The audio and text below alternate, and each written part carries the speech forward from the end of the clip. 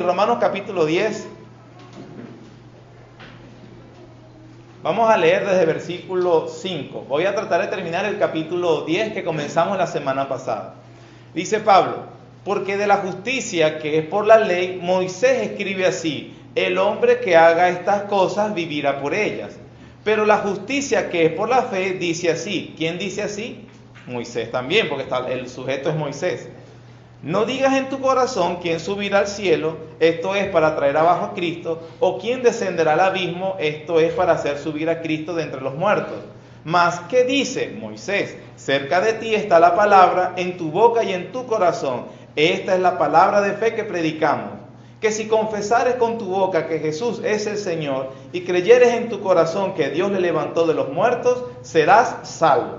Porque con el corazón se cree para justicia, pero con la boca se confiesa para salvación. Pues la Escritura dice: todo aquel que en él creyere no será avergonzado. Porque no hay diferencia entre judío y griego, pues el mismo que es Señor de todos es rico para con todos los que le invocan, y porque todo aquel que invocara el nombre del Señor será salvo. ¿Cómo pues invocarán a aquel en el cual no han creído? ¿Y cómo creerán en aquel en quien no han oído? ¿Y cómo oirán sin haber quien les predique? ¿Y cómo predicarán si no fueren enviados? Como está escrito: cuán hermosos son los pies de los que anuncian la paz, de los que anuncian buenas nuevas. Mas no todos obedecieron al evangelio, pues Isaías dice: Señor, ¿quién ha creído a nuestro anuncio? Así que la fe es por el oír, y el oír por la palabra de Dios. Pero digo, no han oído, antes bien, por toda la tierra ha salido la voz de ellos, y hasta los fines de la tierra sus palabras. También digo, ¿no ha conocido esto Israel? Primeramente Moisés dice: yo os provocaré a celos con un pueblo que no es pueblo, con un pueblo insensato os provocaré a ira. E Isaías dice resueltamente: fui hallado de los que no me buscaban, me manifesté a los que no preguntaban por mí. Pero acerca de Israel dice: todo el día extendí mis manos a un pueblo rebelde y contradictor. Uno de los pasajes seguro más conocido del Nuevo Testamento, el de Romanos 10, versículos 9 y 10, ¿verdad? Que si confesares con tu boca que Jesús es el Señor y creyeres en tu corazón que Dios le levantó de los muertos, serás salvo. Y el versículo 11 dice el fundamento. ¿Por qué? Porque la Escritura lo dice: todo aquel que en él creyere no será avergonzado. ¿Qué significa esa frase? Todo aquel que en él creyere no será avergonzado. Es importante volvernos a adentrar en el tema. El tema de Pablo es sobre la bondad de Dios al salvar a los hombres. No solo salvar, sino también la bondad revelada de Dios de cómo los salva. ¿Cuál es ese medio instrumental que Dios utiliza para salvar a los hombres? ¿Cuál es ese medio? La fe. Tan finos, ¿no? El medio instrumental es la fe. Y somos salvos por Jesucristo, medio instrumental, la fe. Muy bien, correcto. Su planteamiento, el de Pablo, es que ha sido por misericordia y gracia infinita, ya que nadie merece la salvación. De hecho, nadie busca la salvación, ni siquiera el Israel, con todos los beneficios, privilegios que ellos han tenido desde su propia fundación. Eso es lo que ha estado diciendo Pablo, y en el capítulo 9 nos habló de la soberanía y la reprobación, y en el capítulo 10 nos da el equilibrio. El medio que Dios ha utilizado es la fe. La fe es la confianza del que Dios inmutable cumplirá todo lo que ha prometido. Como veremos, el énfasis, o como vemos, Pablo lo hace en el capítulo 10, el énfasis cae en Dios y no en los hombres. Es exactamente ya lo que ha dicho en la misma carta, por ejemplo, en el capítulo 3, versículos 21 al 24, cuando dice, 22, la justicia de Dios por medio de la fe en Jesucristo para todos los que creen en Él, porque no hay diferencia. Cuando él dice todos los que creen en él, se está refiriendo a cualquier hombre de cualquier etnia, cualquier raza, cualquier edad, cualquier cultura, cualquiera que sea su estatus social, económico, intelectual. Pero Dios dice, no importa de que seas pobre, rico, moreno o blanco, cualquiera que sea la situación, judío o no judío, la Biblia dice, todo el que cree en él tiene justificación delante de Dios. No hay diferencia, por versículo 23, por cuanto todos pecaron, están destituidos de la gloria de Dios. A la final, ninguno merece el favor de Dios, pero si confías en Jesucristo, el Salvador, a quien fue la propiciación, versículo 24, siendo justificados gratuitamente por su gracia, mediante la redención que es en Cristo Jesús, a quien Dios puso como propiciación por medio de la fe en su sangre, para manifestar su justicia a causa de haber pasado por altos en su paciencia los pecados pasados, con la mira de manifestar en este tiempo su justicia, a fin de que Él sea el justo y el que justifica al que es de la fe de Jesús. Y teniendo ese el tema del apóstol Pablo, él ha estado hablando acerca de el rechazo que ha tenido Israel como pueblo, a pesar de todo el conocimiento, privilegio que Dios le dio, y que en el capítulo 9 Pablo ha estado diciendo, la gran mayoría de esa nación ha sido reprobada. Luego Pablo está diciendo, pero hermanos, ciertamente mi anhelo y mi oración a Dios por Israel es para salvación, porque yo les doy testimonio de que tienen celo de Dios, pero no conforme a ciencia, no conforme a lo que Dios dice. Y Pablo, obviamente, como lo vimos el domingo pasado, sabe eso de su propia experiencia, porque él era un hombre muy conocedor de las Escrituras, muy conocedor de la tradición del Antiguo Testamento, de la religión judía, la más ortodoxa, y aún así él dice, pero yo no apelo a eso con mi conocimiento, rechazo todo mi conocimiento, toda mi herencia teológica, yo solamente confío en Jesucristo. Y ahí está el meollo del asunto. Sin embargo, en el capítulo 10, el apóstol Pablo aclara la verdad, como hemos leído, no digas en tu corazón, hablando de Moisés, él cita a Moisés cuando les da la ley en Deuteronomio, y Moisés les está recordando al pueblo de Israel en aquel momento que ellos están entrando a la tierra prometida por gracia y por misericordia de Dios, y no porque ellos se lo merecían. Y por eso Moisés le dice, no digas en tu corazón cuando vengan estas maldiciones por haber violado el pacto de Moisés, aún así te arrepintieres, Dios tendrá misericordia y te dará las bendiciones prometidas en el pacto.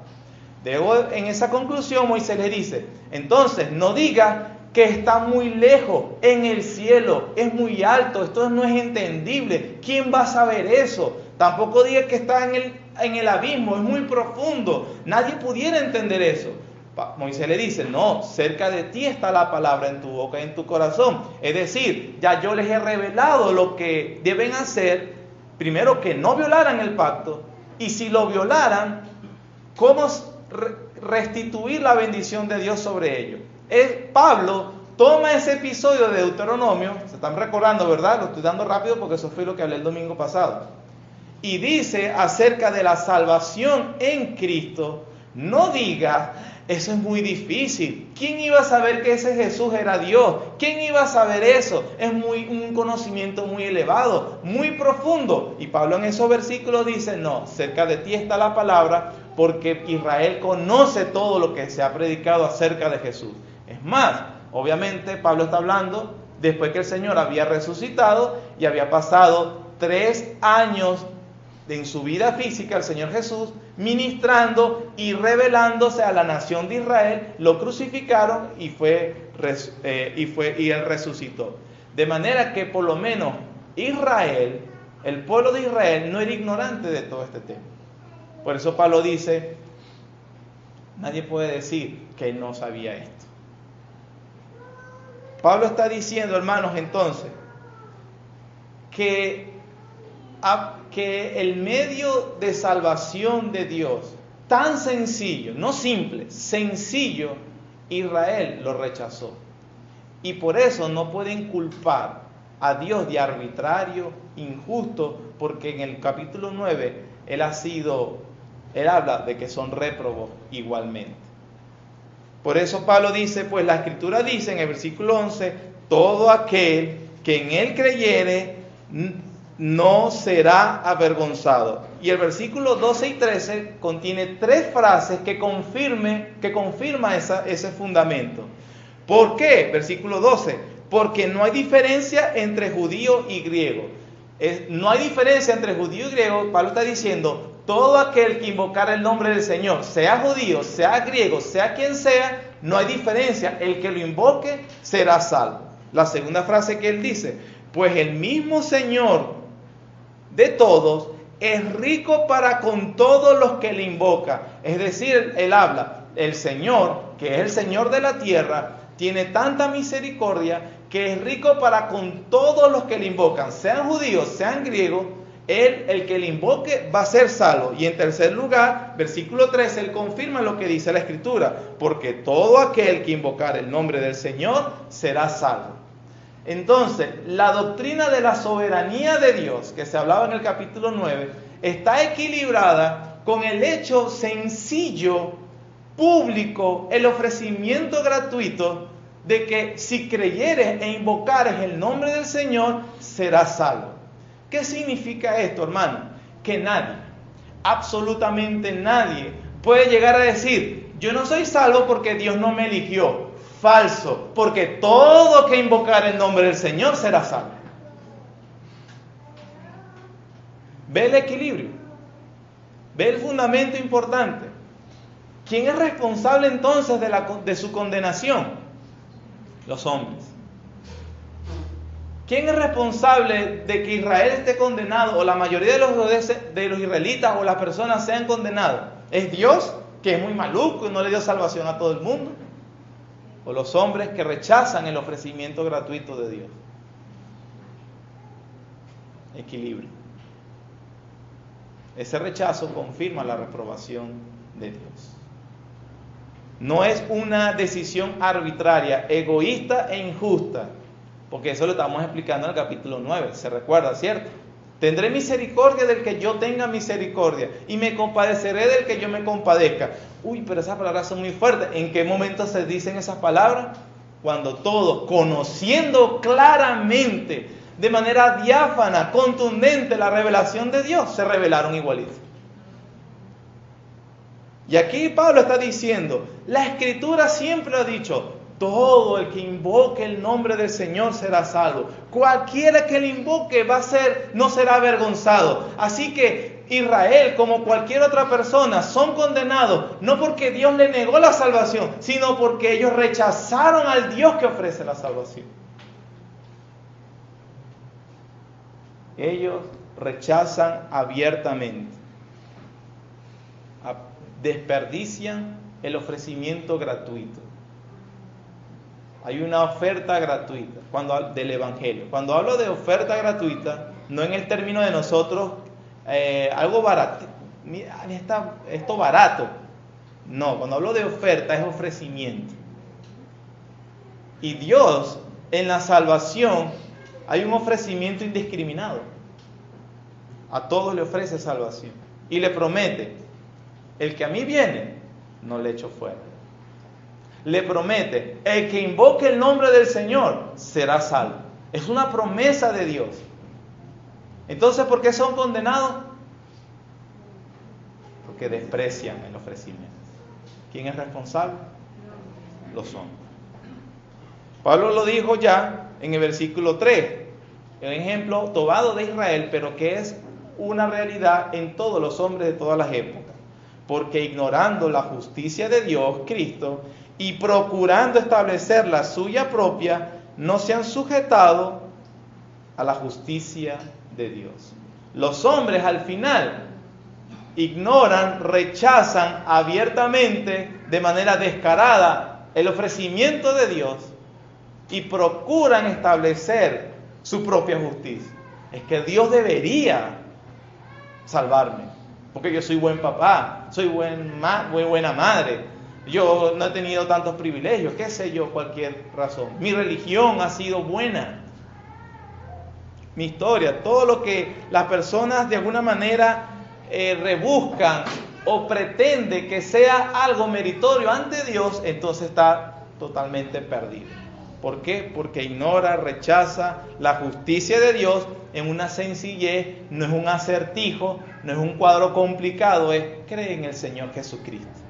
¿Hay algo complicado en esas palabras? No las hay. No las hay.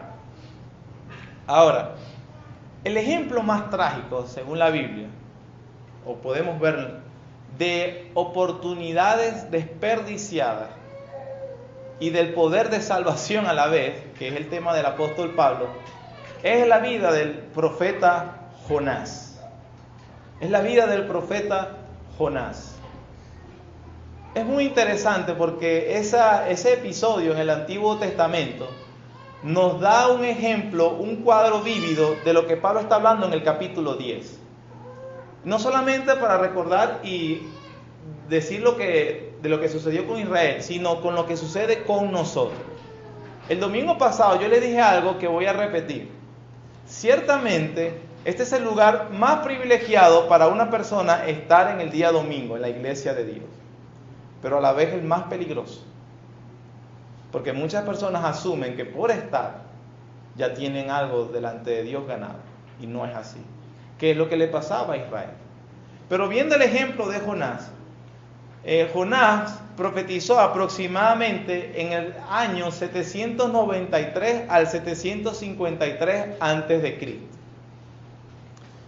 Yo les había dicho que Israel estaba conformada por la nación del norte, por la parte del norte y por la parte del sur. La parte del norte en esta época vivía en una opulencia económica. Vivían muy bien. Económicamente era próspera y políticamente estaba de alguna manera fuerte. Tanto así que el norte, el noroeste, ya inclusive había alcanzado el territorio de Damasco. Sin embargo, Damasco, había un imperio que estaba creciendo en apogeo y venía también con un proyecto de expansionismo, y ese era el imperio asirio. Ahora, Israel conocía esa situación. Los asirios habían sido conocidos por su inmoralidad e idolatría, cosas que un judío aborrecía. Los soldados asirios eran notorios por su brutalidad sin clemencia. Es decir, también tenían una fama que a donde llegaban a una nación avasallaban sin piedad, pero sin ningún tipo de piedad. Eran brutales. Cuando digo brutales, brutales. Y eso obviamente hacía que desde el punto de vista judío odiaban a los asirios y a Nínive, su capital. Para entender un poco más o menos cómo era el contexto de los asirios, el profeta Nahum, note esto, eso lo va a ver después mejor, Nahum profetizó y era contemporáneo con Jonás. Nahum en una de sus profecías habló en contra de Nínive. Esto fue lo que dijo, Nahum capítulo 3 versículo 1. Ay de ti, ciudad sanguinaria, toda llena de mentira y rapiña, sin apartarse del pillaje. Y Dios a través de Nahum hace una profecía de que un día va a juzgar a esa ciudad. La llama sanguinaria, mentirosa y llena de rapiña. Entonces, más o menos entienda cuál es el contexto de lo que piensa un judío del norte, de la parte del norte, contra los asirios. Entre esos, Jonás. Y como ustedes bien saben, el Señor llama a Jonás para que vaya y predique en Nínive. Usted conoce la historia, ¿verdad? Jonás llega profetizando, Nínive será destruida de aquí a 40 días, ¿cierto? ¿Y qué sucedió? Se arrepintieron. Y la destrucción profetizada, obviamente no sucedió. Los judíos odian a los asirios con cierta medida de razón. Viene una profecía, los va a destruir. Ya era hora. Pero Jonás, Nínive queda para allá y Jonás, ¿qué hace? Se va para otro lado. ¿Por qué? Jonás no quiere ir a Nínive a profetizar.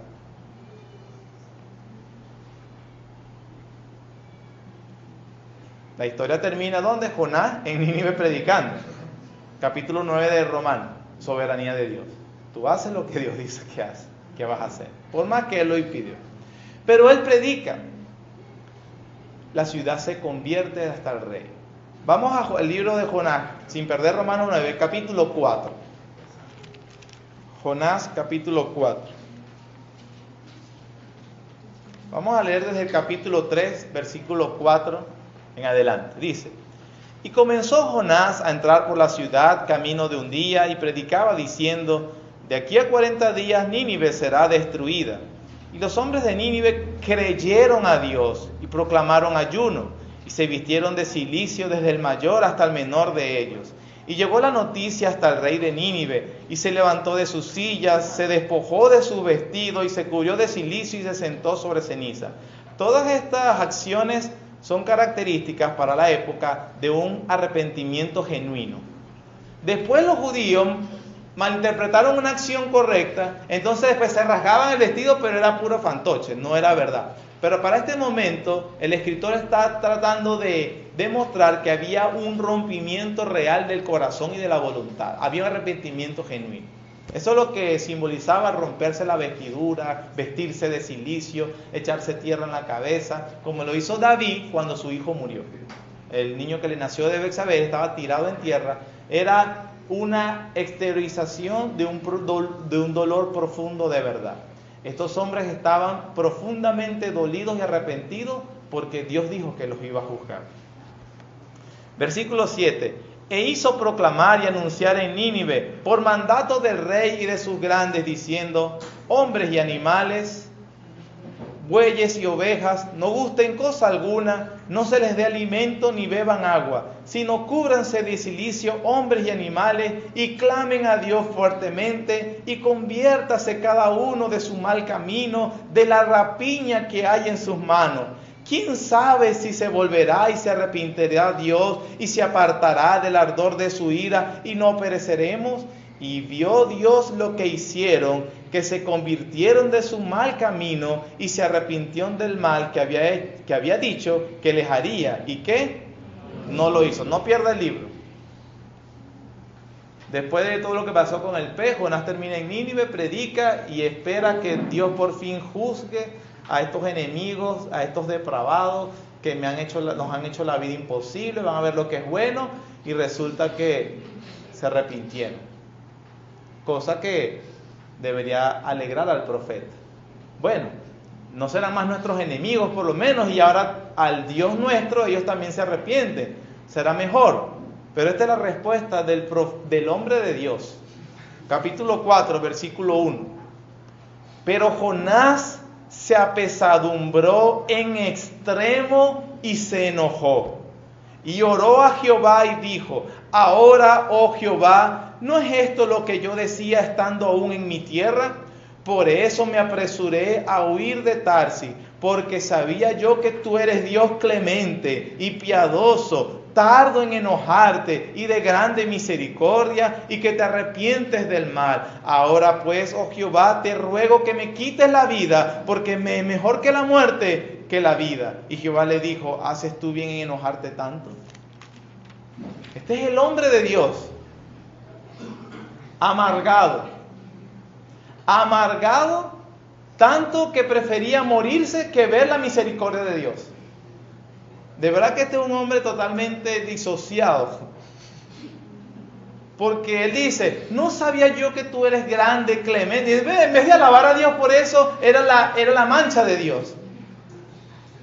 Yo lo que quiero es justicia, y tú vienes y le das misericordia. No, quítame la vida, yo no puedo ver tu gracia. Si Dios le hubiese quitado la misericordia y la gracia a Israel, bueno, después se la quitó porque fueron exterminados. Pero Dios llamó a través de sus mensajeros a proclamar.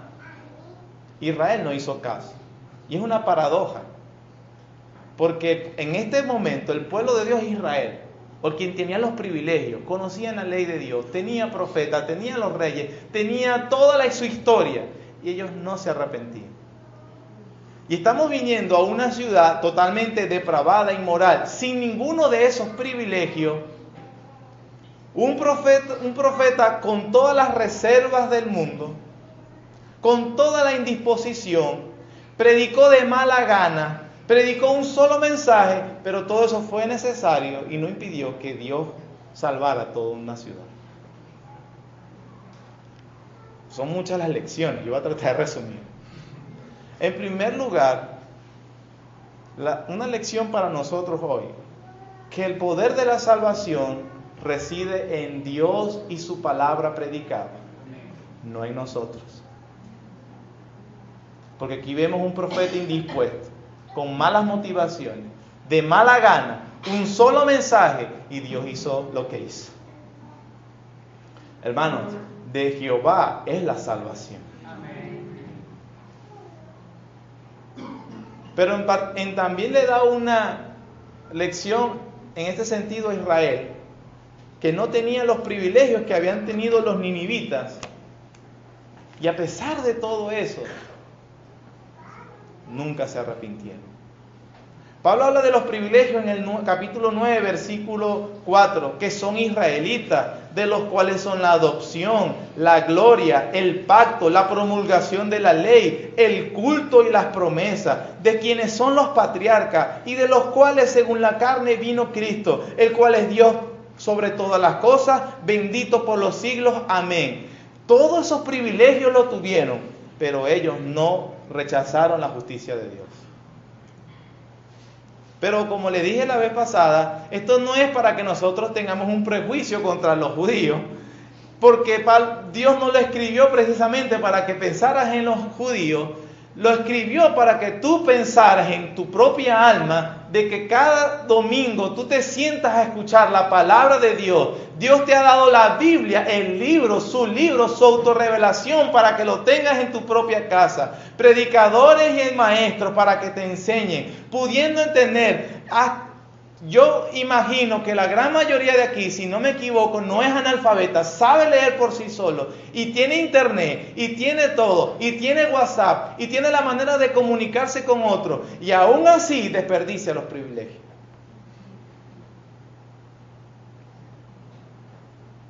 Por eso hay que tener cuidado. Es verdad, grandes privilegios tenemos,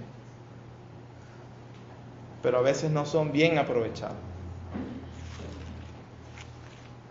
El mensaje depende de Dios, o la salvación depende de Dios. No, es exactamente lo que dijo el apóstol Pablo en Filipenses 1, 12 al 18. Cuando le escribe a los de Filipo mientras está preso en Roma, le dice: quiero que sepáis, del versículo 12 del capítulo 1 de Filipenses, quiero que sepáis, hermanos, que las cosas que me han sucedido han redundado más bien para el progreso del Evangelio. Le estaban pasando cosas malas, pero Pablo mira cómo le explica a los hermanos: las cosas que me han sucedido han redundado para el progreso del Evangelio. Las cosas que nos están sucediendo a nosotros como venezolanos, hermanos, han redundado para eso. Versículo 13. De tal manera que mis prisiones se han hecho patentes en Cristo en todo el pretorio y todos los demás. El pretorio era la guardia principal del César, del Imperio Romano, del emperador de Roma.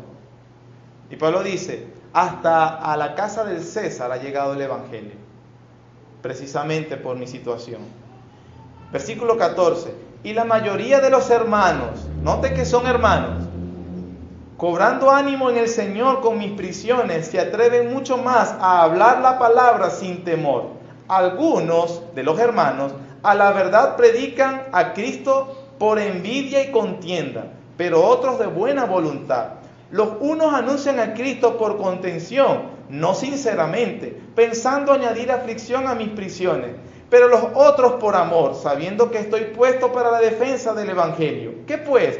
Que no obstante, de todas maneras, o por pretexto o por verdad, Cristo es anunciado, y en esto me gozo y me gozaré aún. Pablo tenía el mismo, creo que aprendió esto del libro de Jonás.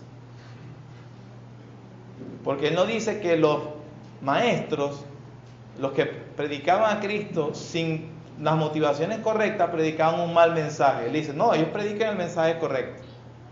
pero Cristo es anunciado, porque el poder de transformación y de dar arrepentimiento no está en la elocuencia del predicador, no está en sus habilidades particulares, no está en ninguna otra cosa, sino solamente que Dios de misericordia. Eso nos da un ánimo a nosotros, que a veces decimos no tener todo el entrenamiento y toda la habilidad. Lo que la Biblia nos está diciendo es, hermano, predica. Dios va a hacer su obra. Predica el Evangelio. Dios va a hacer su obra. Dios va a hacer su obra. Eso por un lado. Ahora, yo les dije que íbamos a entender la frase invocar el nombre del Señor, porque el versículo 9 del capítulo 10 es el quizás más trillado de todo el mundo evangélico. Confiesa con tu boca que Jesús es el Señor y cree de todo corazón que serás salvo. Y algunos ponen un letrero, repite conmigo esta oración. Y la persona repite la letanía y ya usted es salvo. De allí viene un anuncio de cierta denominación que está haciendo muchas cosas en la calle. Se ponen los taxis, inclusive, repitan conmigo y entonces anotan a las personas cuántos levantaron la mano después de esta oración. Confiesa que Jesús es el Señor, yo confieso que Jesús es el Señor. Cree dentro de tu corazón, yo lo creo dentro de mi corazón. Esa persona es salva, porque eso es lo que dice Romano. Entonces después dicen 4,000 personas alcanzadas por el Evangelio. Esa es la famosa Evangelio, el Evangelio cambia. Con toda responsabilidad de lo que dice la palabra de Dios, yo creo que eso no es así. Porque la Biblia, ciertamente el versículo está aquí, pero hay que entender qué está diciendo el apóstol Pablo. ¿Qué significa invocar el nombre del Señor? ¿A qué se refiere el apóstol Pablo? Porque él dice, todo aquel que él creyere no será invocado, no será avergonzado, y todo aquel que invocar el nombre del Señor. Invocar el nombre del Señor se asociaba de manera especial con la adoración correcta que se le rinde al Dios único y verdadero. Consistía en exaltar la majestad, el poder y santidad de Dios. Eso significa invocar el nombre del Señor. Consistía en exaltar la majestad, el poder y santidad de Dios. 3 pasajes nos ayudan a entender esto. Salmo capítulo 79. Salmo capítulo 79, versículos 5 y 6. Esta es la manera, es un salmo imprecatorio, es decir, pedir el juicio de Dios sobre los enemigos del pueblo. Y esta es la manera como dice el salmista. Salmo capítulo 79, versículos 5 y 6. ¿Hasta cuándo, oh Jehová, estarás airado para siempre? ¿Arderá como fuego tu celo? ¿Qué dice el 6? Derrama tu ira sobre las naciones que no te conocen y sobre los reinos que no invocan tu nombre.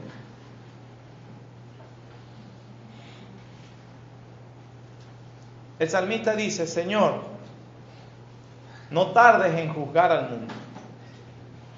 Júzgalos duramente, porque esas naciones no invocan tu nombre.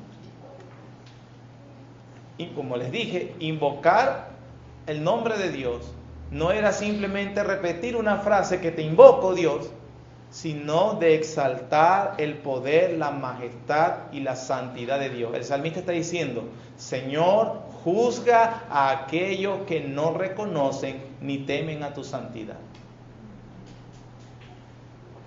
Al revés sería entonces, los que invocan el nombre del Señor son aquellos que respetan, exaltan, admiran, aman, promueven el nombre de Dios y su santidad. Eso no se hace con una frase repetida, monótona. Salmo 105, versículo 1.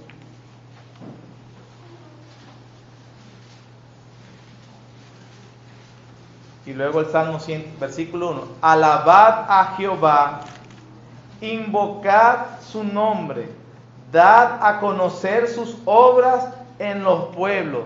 Cantadle con salmo, hablad todas sus maravillas, gloriaos en su santo nombre, alégrese el corazón de los que buscan a Jehová, Buscad a Jehová y su poder. Buscad siempre su rostro. Vamos a leerlo hasta ahí porque todo el salmo está escrito para eso. Eso es invocar el nombre del Señor.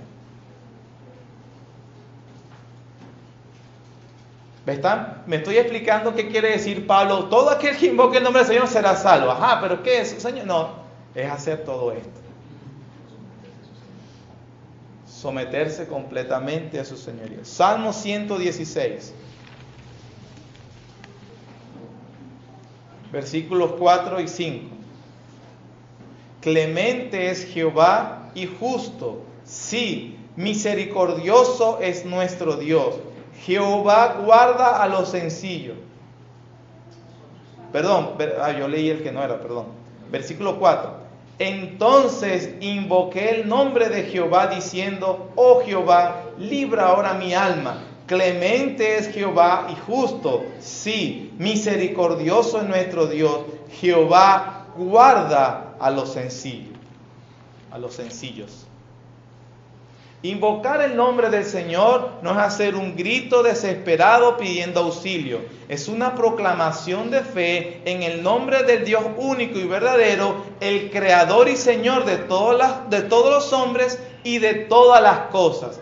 Invocar el nombre del Señor equivale a reconocer y someterse a su deidad, su autoridad, su soberanía, su poder, su majestad, su palabra, su gracia. Todo aquel que haga eso será salvo. Que si confesares que Jesús es ese que dicen los salmos, será salvo. Y lo invocares reconociendo todo eso, serás salvo. Eso obviamente no se obtiene en una oración de 30 segundos. No te tomará más de un minuto ser salvo. Nunca diga eso. No, es que no le va a tomar un minuto, te va a tomar toda la vida. Porque el día que dejes hacer todo esto, es el día que te estás demostrando que no estás invocando el nombre del Señor, no serás salvo. Esa es la verdad. Esa es la verdad sobre esta frase. El tiempo se me fue, pero quisiera cerrar la idea del capítulo. Todo el que invocar el nombre del Señor será salvo. La fe es el medio instrumental. Hemos hablado que la fe y el arrepentimiento son las gracias salvadoras, porque el arrepentimiento mira hacia uno mismo y se desprecia, y la fe mira fuera de uno mismo hacia Cristo y lo abraza. Eso es la fe. Pero la Biblia dice cómo se ve esa fe. Es algo que no lo vemos en el sentido de que es la confianza que yo tengo a la palabra de Dios. Pero la Biblia sí dice cómo se ve la fe. Y otra palabra que utiliza para hablar de confianza y de fe es obediencia. Juan 3:16, porque de tal manera amó Dios al mundo que ha dado su Hijo unigénito, para que todo aquel, otra vez, indiscriminado y ofrecimiento gratuito, todo aquel que en Él cree, no se pierda, mas tenga vida eterna. ¿Qué debe hacer todo aquel? Creer. Creer. Pero vean lo que dice Hechos capítulo 6.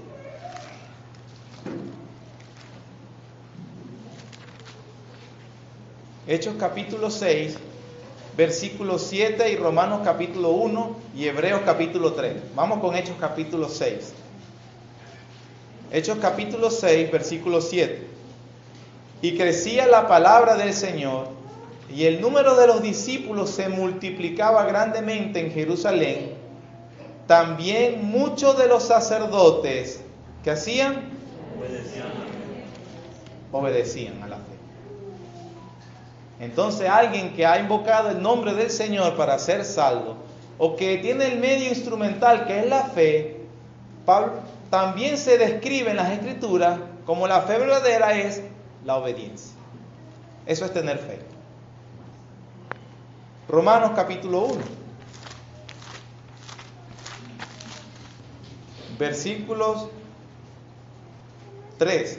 Acerca de su Hijo, nuestro Señor Jesucristo, que era del linaje de David según la carne, que fue declarado Hijo de Dios con poder según el Espíritu de santidad por la resurrección de entre los muertos, y por quien recibimos la gracia y el apostolado, ¿para qué? La obediencia a la fe en todas las naciones, los cuales estáis también vosotros llamados a ser de Jesucristo. ¿Cómo es la fe? Obediente. Hebreos capítulo 3. Este es uno de los versículos más esclarecedores, hermanos, de verdad. Hebreos capítulo 3. Capítulo 3, versículo 14. Porque somos hechos participantes de Cristo, con tal que retengamos firme hasta el fin nuestra confianza del principio. Entre tanto que se dice, si oyeres hoy su voz, no endurezcáis vuestros corazones como en la provocación. ¿Quiénes fueron los que habiendo oído le provocaron? ¿No fueron todos los que salieron de Egipto por mano de Moisés? ¿Y con quienes estuvo el disgustado 40 años? ¿No fue con los que pecaron, cuyos cuerpos cayeron en el desierto? ¿Y a quienes juró que no entrarían en su reposo, sino a aquellos que desobedecieron? Y vemos que no pudieron entrar a causa de incredulidad. Temamos, pues, no sea que permaneciendo aún la promesa de entrar en su reposo, algunos de vosotros parezcan no haberlo alcanzado, porque también a nosotros se nos ha anunciado la buena nueva como a ellos, pero no les aprovechó el oír la palabra por no ir acompañada de la fe en las que la oyeron. ¿Entendió el argumento de Pablo? Yo creo que Pablo fue el escritor de Hebreos. Ese es otro tema.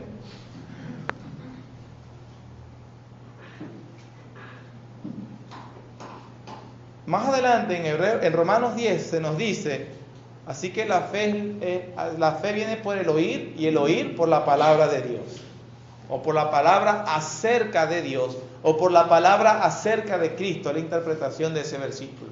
¿Cuál palabra? Lo que está diciendo acerca de la fe y la confianza que viene hablando en todo el libro. Eso es lo que está diciendo Pablo en Romanos 10, 17. Pero no significa, porque si fuera solo por oír, compramos unos parlantes bien grandes y nos ponemos a leer la Biblia para que todo abarquecimiento la oiga.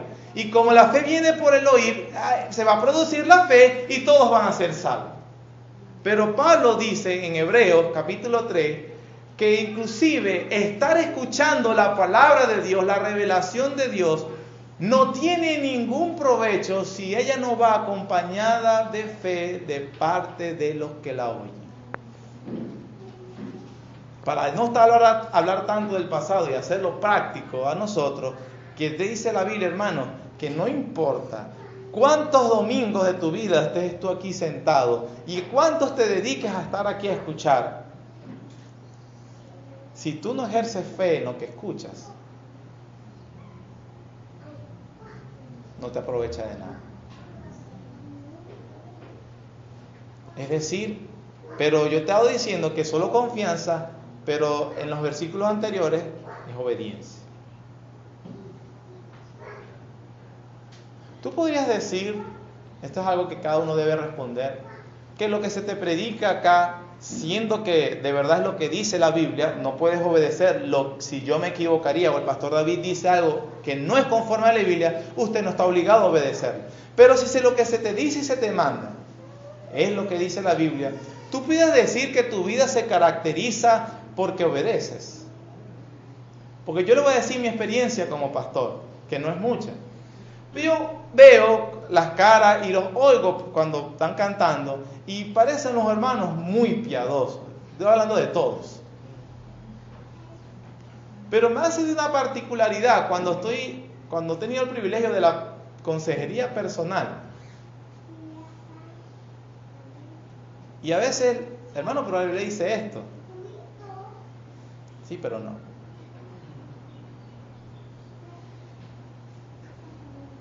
No es obediente. No importa que tengas tu nombre en el libro de la membresía. No importa que participes en la cena del Señor.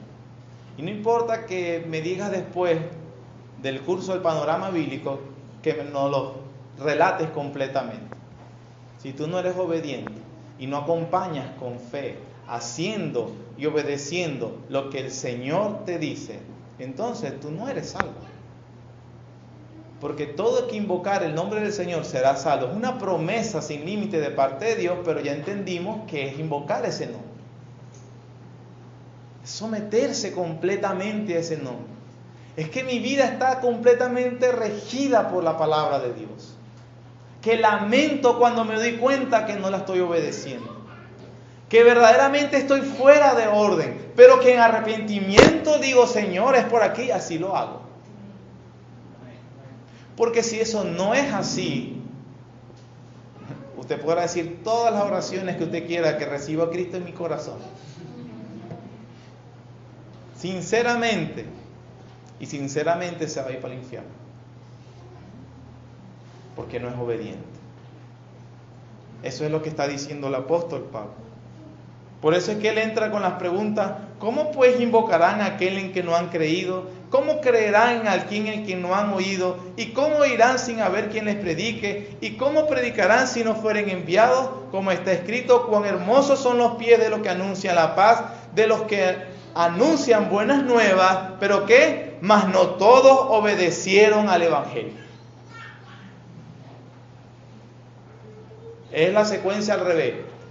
¿Quiénes son salvos, hermanos, según Romanos 10? Todo aquel que invoque el nombre del Señor. Pero después dice, ¿y cómo van a invocar al Señor? Cuando crean en Él.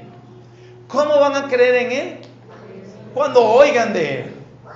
¿Cuándo van a oír de Él? Cuando alguien les predique de Él. ¿Y cuándo alguien les predicará de Él? Cuando alguien los envíe. Todo el que invoque el nombre del Señor será salvo. Pero ahí también hay rol. Hay dos cosas aquí que se pueden aplicar. En primer lugar, miren como Dios dice que los medios de salvación es la predicación. Agradó a Dios salvar a los creyentes por la locura de la predicación. Padre, madre, ¿quieres que tus hijos sean salvos? Yo quiero, los míos y los suyos también. Eso nunca va a pasar a menos que usted le predique.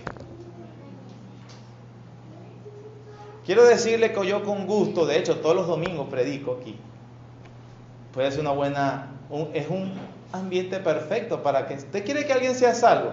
Voy a llevarlo a la iglesia, allá no es donde predican más el evangelio. Para empezar. Pero aunque a mí me da mucho gusto, hermano, hacerlo desde aquí y particularmente, personalmente, también lo puedo hacer. La salvación de tus seres queridos es tu responsabilidad. No estoy diciendo que no puedo predicarle a un familiar o que usted le predique a un familiar mío. Me encantaría. Pero nosotros debemos predicarle el evangelio.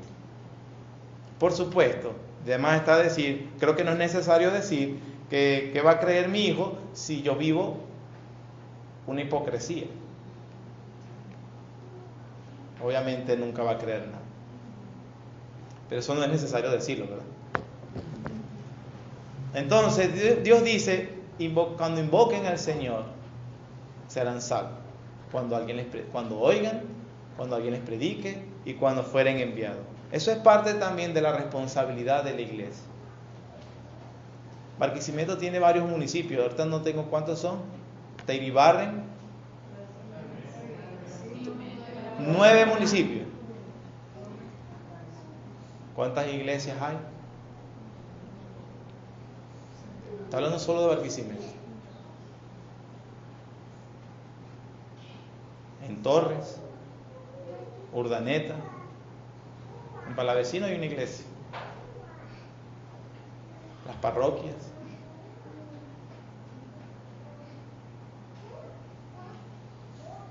Todo el que invocar el nombre del Señor será salvo, pero no van a invocar hasta que crean, y no creerán hasta que no oigan, y no oirán hasta que alguien les predique, y no les predicarán hasta que alguien sea enviado. ¿Cuál crees tú que es nuestro papel, hermano? Inclusive, cuando nosotros, digo esto para los miembros de la iglesia, ayudamos, como prometimos, en el financiamiento económico de nuestros recursos en la iglesia, la meta debería ser es por lo menos enviar gente. Enviar. Eso en verdad ahorita es como un poquito imposible. Pero Dios no te está diciendo que vayas a Nueva Guinea. Predícale a tus personas más cercanas. Predícale. Porque no van a ser salvos hasta que invoquen al Señor. Y será hasta que tú le prediques. Eso por un lado. Pero Pablo está diciéndole acerca de la soberanía de Dios y el equilibrio, es que Israel sabe todo eso. Y por eso su condenación es justa. Aunque esos versículos son usados para motivar a las misiones y a la evangelización, lo cual no es incorrecto, Pablo los utiliza principalmente para decir, Israel sabe todo esto, y a pesar de eso, ellos lo rechazaron. Porque dice, pero digo, no han oído, antes bien, por toda la tierra ha salido la voz de ellos, y hasta los fines de la tierra sus palabras. También digo, ¿no ha conocido esto Israel? Primeramente Moisés dice, yo os provocaré a celos con un pueblo que no es pueblo, con un pueblo insensato os provocaré a ira. E Isaías dice resueltamente, fui hallado de los que no me buscaban, me manifesté a los que no preguntaban por mí. Pero acerca de Israel dice, todo el día extendí mi mano a un pueblo rebelde y contradictor. La reprobación es algo muy arbitrario e injusto de Dios. Injusto, Dios está diciendo, todo este tiempo le he extendido las manos. Y Dios te está extendiendo cada vez su mano. Pero hay un momento en que la va a cerrar. Privilegios desperdiciados. Privilegios desperdiciados. Que el Señor, hermano, nos ilumine. De que nosotros imitemos ese ejemplo, ese mal ejemplo. Un montón de privilegios desperdiciados totalmente, porque somos rebeldes, contradictores, ignorantes, pero no una ignorancia, no somos víctimas, es una ignorancia culpable, es que no me interesa saber lo que dice. Esa es la verdad. Más adelante Pablo dice, Dios no perdonó a las ramas naturales, tampoco te perdonará a ti. Mira pues la bondad y la severidad de Dios. Hay mucha bondad desplegada y derramada de parte de Dios, pero tú no haces caso, hermano. Tú no te arrepientes genuinamente. Tú no buscas de verdad obedecer al Señor. Esa bondad va a ser cortada y va a venir la ira de Dios sobre ti mismo, sobre tu familia, sobre todo lo que tú eres. Y no puedes decir que injusto, que arbitrario, que severo. Ha habido misericordia tras misericordia. Todo aquel, y yo repito con el apóstol, todo aquel que invocar el nombre del Señor será salvo, no será avergonzado. Amén. Gracias, Señor, te damos por tu palabra revelada, Señor,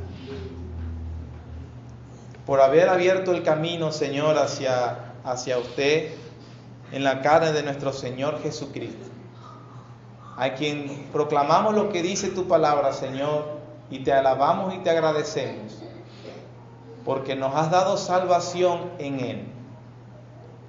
Porque no es difícil, Señor, no es un acertijo, ni una adivinanza, ni un enigma indescifrable.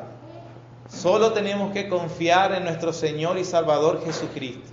Pero esa confianza, esa fe, ese abandono de todo mérito particular y personal, abrazando con fe lo que tú has hecho en la persona de Jesús, Señor, para entonces venir en obediencia, subyugar toda nuestra vida hacia su voluntad regia.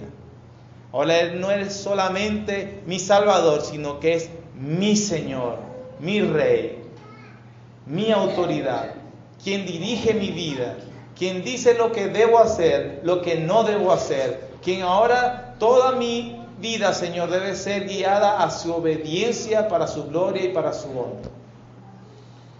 Señor, perdónanos cuando eso no ha sido así. Perdónanos cuando hemos querido tomar el control de nuestra propia vida. Pero Señor, ayúdanos a recordar que tú eres el dueño, amo y Señor de nosotros. Y que nuestra vida precisamente manifiesta que verdaderamente te hemos creído. Señor, líbranos de esa plaga de un evangelio falso. Señor, cuídanos.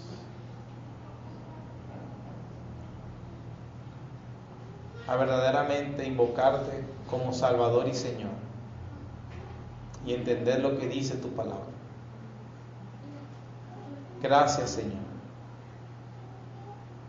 Ayúdanos a ver el ejemplo que nos pones en Hebreos, de a pesar de haber salido con Moisés, ver tu revelación, ver tu presencia, experimentar tu bendición, no les aprovechó porque no iba acompañada de fe.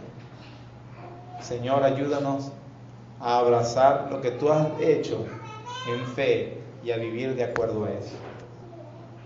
En el nombre de Jesús, Señor. Amén.